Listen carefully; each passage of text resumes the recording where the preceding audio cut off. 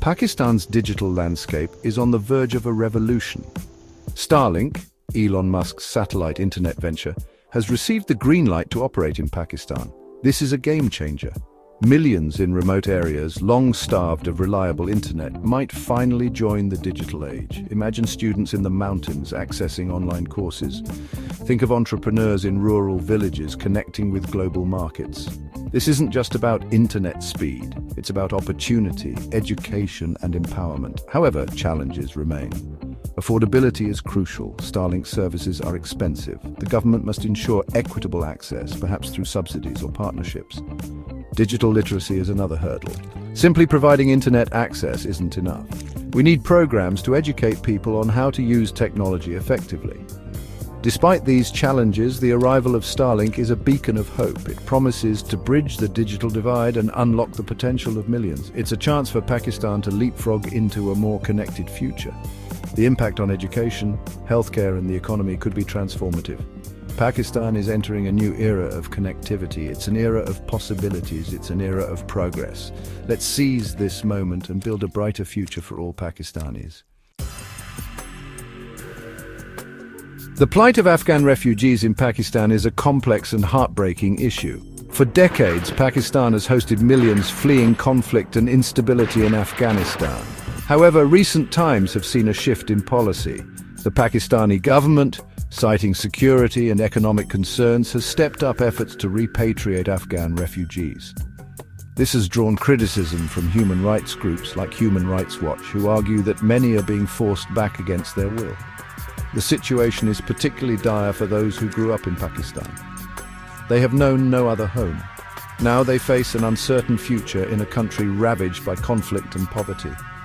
The humanitarian cost of this repatriation drive is immense. Families are being torn apart, children are being uprooted from schools. The most vulnerable are bearing the brunt of this policy. The international community must step up and share the responsibility.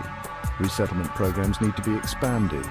More aid is urgently needed to support both refugees and the Afghan communities struggling to absorb them.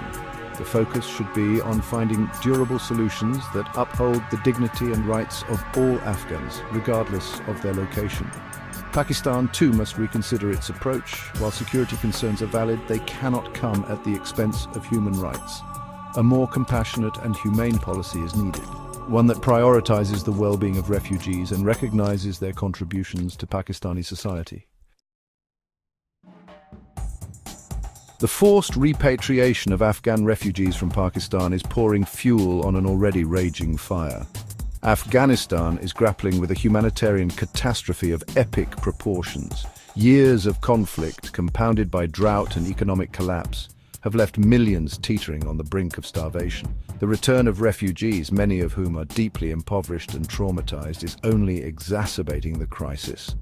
The healthcare system is overwhelmed. Schools are struggling to cope with the influx of new students. The already fragile economy is buckling under the strain. The situation is particularly dire for women and girls. The Taliban's regressive policies have stripped them of their basic rights, denying them education and employment opportunities. The international community cannot afford to turn a blind eye. More humanitarian aid is urgently needed to provide food, shelter, healthcare, and education.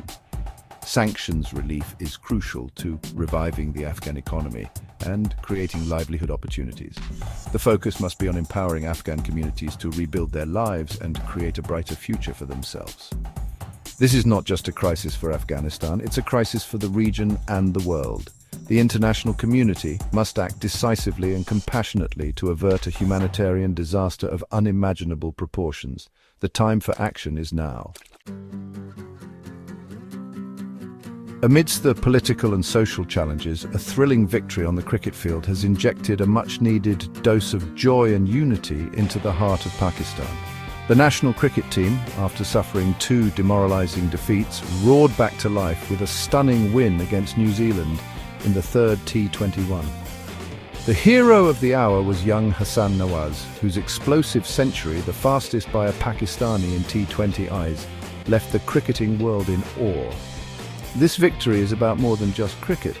It's a testament to the resilience of the human spirit, a reminder that even in the face of adversity, hope and joy can prevail. For a nation grappling with complex issues, this win has provided a welcome distraction, a moment of collective celebration and pride. The victory is also symbolic of the new generation's potential. Hassan Nawaz, with his fearless batting and infectious enthusiasm, represents the hopes and aspirations of a nation yearning for a brighter future. His performance has ignited a spark of optimism, a belief that Pakistan can overcome any challenge and emerge stronger. In a world often starved of good news, this cricket triumph is a beacon of light, a testament to the power of sport to unite, inspire, and uplift.